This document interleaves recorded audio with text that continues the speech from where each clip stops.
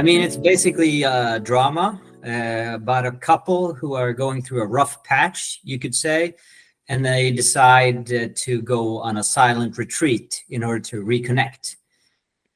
So I guess I was going through like a sort of tough period in my life, and I think I just broke up with a girl, and I was thinking a lot about life situations, and met this guy, and we started writing together. He was like a colleague of mine, and we wrote a few scripts, and then we went to a silent retreat, and I just thought that it would be amazing to try to capture this atmosphere, and wanted to do something that was cinematically interesting, where you sort of try to capture an atmosphere by use of great photo and sound design, with minimal dialogue, you could say, but where there's always like this tension underneath, sort of like Lynchian, I guess, in a way. I guess it's just take it easy. Oh, that's not the core message, but the core message would be like, I guess it would be sort of the frailty of human relationships, and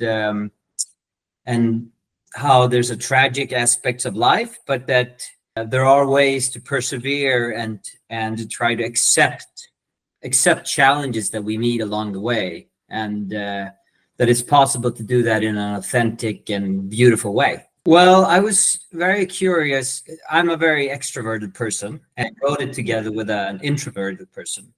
And I was always interested in trying to explore the psychology of an introvert. And therefore, I thought that silence would be interesting to portray his facial gestures and that sort of thing.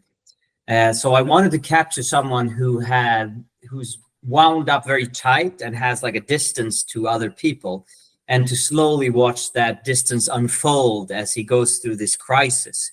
So that way I thought people would relate to it as I relate to it, of someone who's just unsure of himself, but he doesn't, so he tries to shield himself from the world in a way, but in the end is unable to. And I think that's a very human story, and that people can relate to that development. Yeah, you could say that. I mean, it's self-financed. I financed it together with this Henrik, the counter that I wrote the movie with. And I mean, for example, 3 weeks before the shooting, my main actor, he broke his leg in like a bar fight.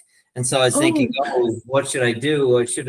Are we going to rewrite the movie? Or are we going to postpone? And then we cast another actor. So we had like 1 week to really get him on board. And then another actor was caught in like London because of COVID. So there was a lot of recasting right before the shoot.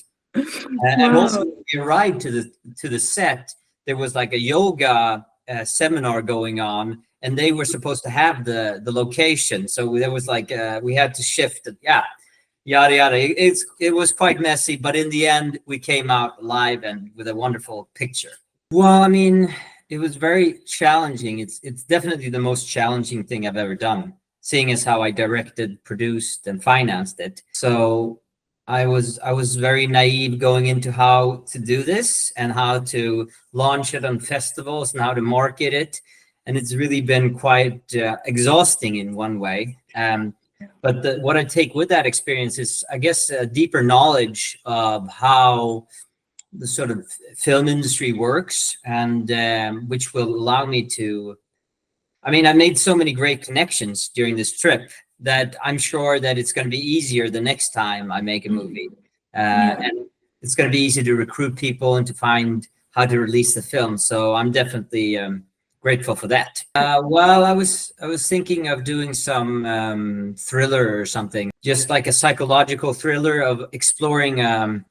Well, you know, there are a lot of like series about sociopaths. There's no series that really, or TV film or film that really portrays what it's like to be a sociopath, what it's like to be unable to connect to other people.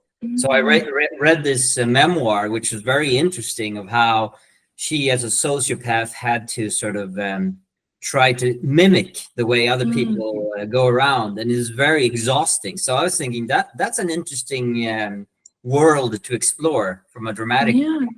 All right. Well, definitely. Thank Right. you for submitting your film to the festival. Thank you. You guys really liked it, as you could tell. Yeah, appreciate it. Yeah. So thank you so much for this interview. It was great to talk to you. Thank you. Great to talk to you.